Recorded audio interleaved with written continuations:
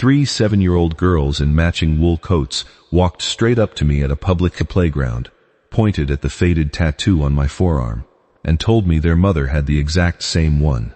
I laughed at first. I thought it was some kind of joke, some strange coincidence a kid makes up because kids say strange things. Then the oldest one looked me dead in the eye and said her mother's tattoo was broken in the exact same place mine was. Same jagged lines, same missing star. My coffee cup slipped out of my hand. I hadn't seen that tattoo on anyone but myself in 9 years. I got it during the worst weekend of my life, in a city I never went back to, with a woman whose last name I never even learned. I told myself it was a closed chapter, a mistake inked into my skin as a reminder never to disappear like that again. But standing in that park, watching 3 identical little faces stare up at me with the same gray eyes, I understood something that made my knees go weak. That chapter wasn't closed. It had just been waiting 9 years to open the door and walk out. My name is Dean. I run a small furniture repair shop out of a converted garage, which is a nice way of saying I glue other people's broken chairs back together for a living and hope it covers rent. I'm not rich. I've never been rich. What I have is my 6-year-old son, Toby, a rusted pickup truck, and a routine that keeps us both fed and mostly sane. 9 years ago, I wasn't in this city at all. I was in Seattle, and I was falling apart. My marriage had just ended, ugly and fast, and I was left holding a newborn son and a stack of debt that felt like it would follow me into the grave. I went out one night just to stop thinking. I ended up in a dive bar that smelled like spilled beer and regret, and I met a woman who was running from something just as heavy as what I was running from. Her name was Sarah.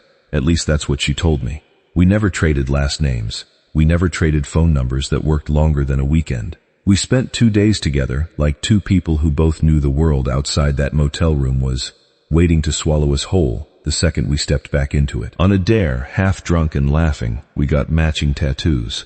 A broken compass, no North Star, because neither of us had any idea where we were headed. Then Sarah was gone. No note, no goodbye, just an empty side of the bed and a silence that told me everything I needed to know. I went back to Oregon. I raised my son alone. I built a life out of sawdust and long nights, and I told myself the tattoo on my arm was just a scar from a season I'd survived. I never once considered that Sarah might have walked away pregnant. I never considered that she might have gone on to build something enormous while I was scraping together rent checks and repairing rich people's antique furniture just to keep the lights on. And I certainly never imagined that 9 years later, 3 little girls who looked like theirs stepped out of a private school catalog would find me on a random Tuesday in a public park and blow my entire world apart with one sentence. My life, in the years since Seattle, had settled into something small but solid. I woke up at 5 most mornings, got Toby fed and dressed, dropped him at school, and spent the rest of the day sanding, staining, and gluing other people's heirlooms back together. It wasn't glamorous. Some months I wasn't sure the electric bill would clear, but it was mine, and it was steady, and steady was more than I'd had in a long time. That Tuesday started like any other. I had no reason to think it would be the day my past finally caught up to me, but I had no idea how bad it was about to get. It was an ordinary Tuesday. Toby was digging in the sandbox, trying to feed a rock to his plastic dump truck, and I was doing what I always do, running numbers in my head, wondering how I was going to cover his dental bill this month. That's when the 3 girls appeared, matching charcoal coats, white tights, patent leather shoes that had no business anywhere near a public sandbox. They stopped 10 feet from my bench and just stared. "Hello, sir," the one in the middle said. Her voice was clipped, careful, nothing like the way a normal 7-year-old talks. I asked if they'd lost their parents. That's when she looked straight at my forearm. "Our mother has a tattoo just like yours," she said. I felt the blood drop out of my face. "What did you say?" "The compass," she repeated, unbothered by how badly I was shaking. "Hers is on her shoulder. The top point is broken."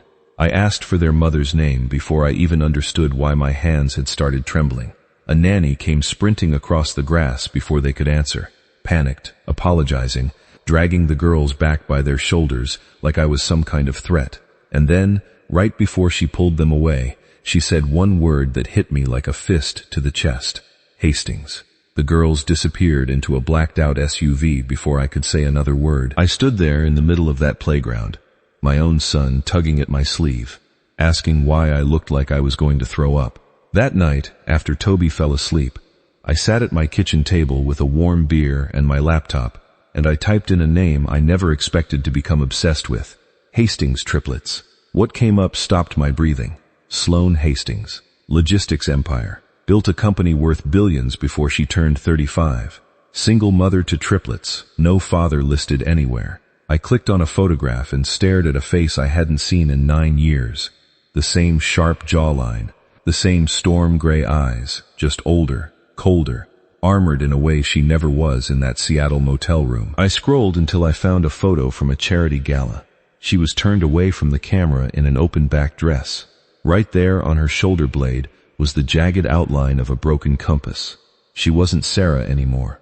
She was a stranger, wearing Sarah's face and Sarah's ink, sitting on top of an empire, raising 3 daughters who might be mine. That night, I made a decision that would change everything. I didn't sleep. I sat at that same kitchen table until 3 a.m, doing math I didn't want to do. 9 years. Triplets who looked about 7 or 8. The timeline lined up with a precision that made my stomach turn over on itself. I pressed my palms into my eyes until I saw sparks. If those girls were mine, I had missed almost every single day of their lives. First steps, first words, first everything. And I hadn't even known they existed. I thought about the years I'd spent grinding through overnight shifts and skipped meals just to keep Toby fed, telling myself I was doing enough, that I was a good father because I showed up every single day for the one child I knew about. Now there might be 3 more out there who grew up in glass towers with bodyguards and trust funds, wondering why their father never came. I splashed cold water on my face at the sink until my skin went numb, gripping the edges so hard my knuckles turned white. If I was their father, why hadn't Sarah ever told me? I already knew the ugly truth. We never exchanged real information. We'd built a perfect little bubble of anonymity around ourselves, so nothing from that weekend could follow either of us home.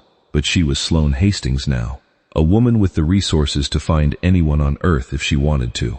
If she'd truly wanted to track down a broke carpenter from Oregon, she could have done it in an afternoon. She hadn't wanted to. That thought sat in my chest like a stone. Not just the possibility that I had 3 daughters I never knew about, but the deeper, colder possibility that their mother had decided, somewhere along the way, that I wasn't worth finding. I kept picturing 3 little girls in a house I'd never seen, being raised by nannies and drivers, while a father who would have shown up for every school play, and every skinned knee sat 200 miles away, completely unaware. I thought about the version of me that Sloane must have imagined when she chose to disappear.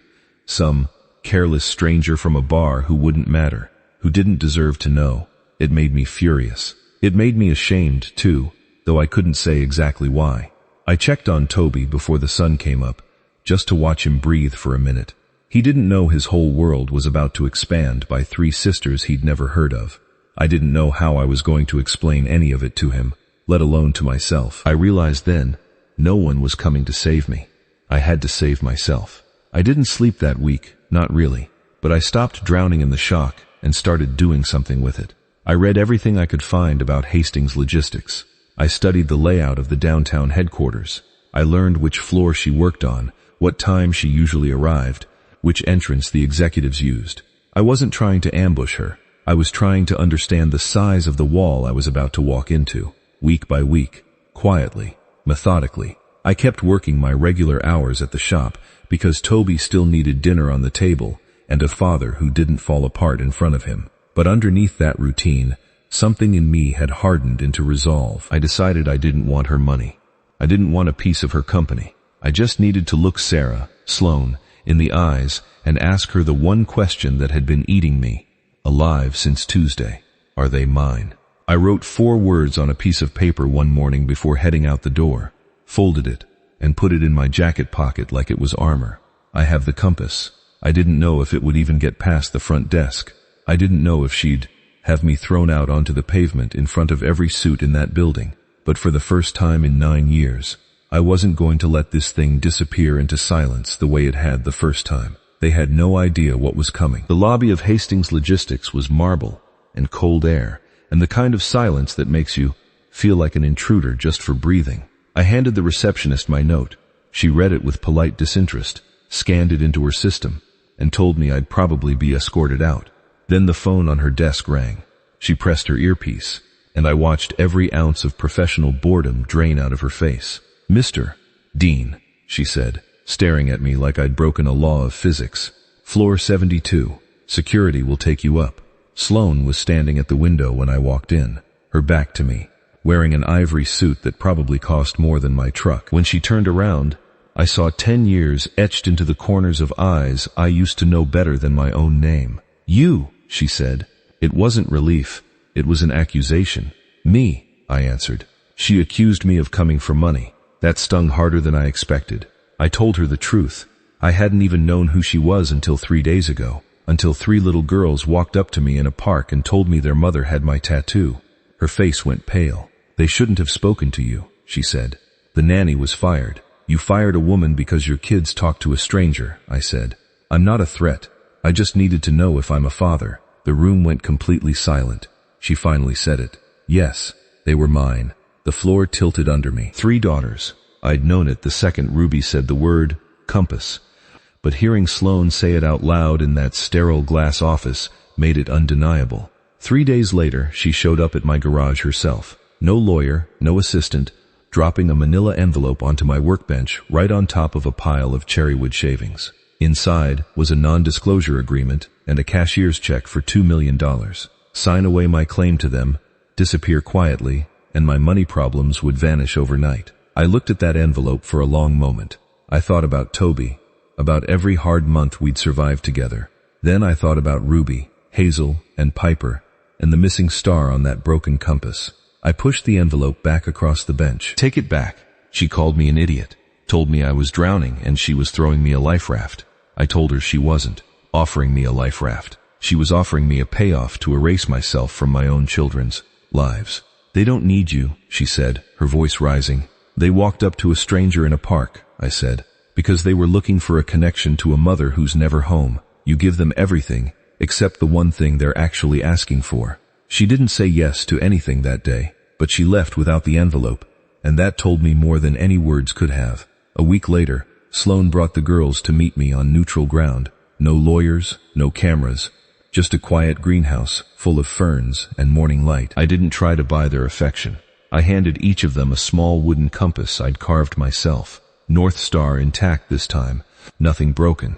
Ruby asked why I hadn't taken the money. I told her some things aren't for sale. We didn't become a perfect family overnight, and I won't pretend we did. There are still lawyers involved.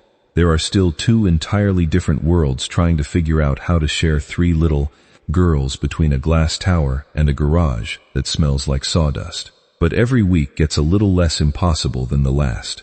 I never got an apology from Sloane, not in so many words. What I got instead was something I'd more. 3 daughters who know my name now, who know they weren't abandoned, who know somewhere out there is a father who chose them the second he had the chance.